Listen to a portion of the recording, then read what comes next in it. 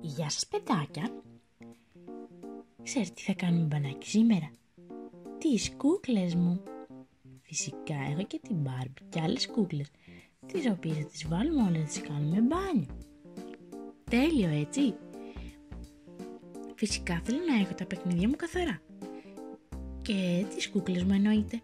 Γι' αυτό θα τις βάλω όλες, θα τις κάνω μπάνιο με καθαρές. Εσείς θα πλένετε τα παιχνίδια σας.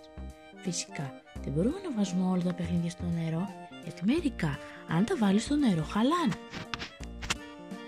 Οπότε μερικά από αυτά μπορούμε να τα βάλουμε, όπως τις κούκλες. Δεν παθαίνουν τίποτα, ίσα ίσα γίνονται καθαρές όταν τις βάλουμε στο νερό και τις πλύνουμε. Κοιτάξτε πόσες πολλές έχω.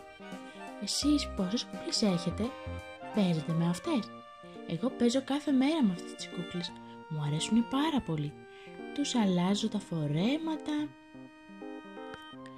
και έχει πολύ πλάκα. Φυσικά είναι όλες τους διαφορετικές και πολύ όμορφες. Κοιτάξτε τι ωραία ρούχα φοράνε.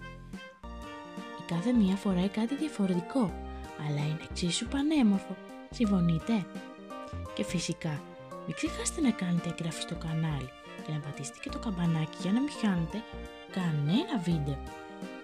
Και θα βλέπετε όλες τις κούκλες μου τα βίντεο. Χαχα, τέλειο! Φοβερά!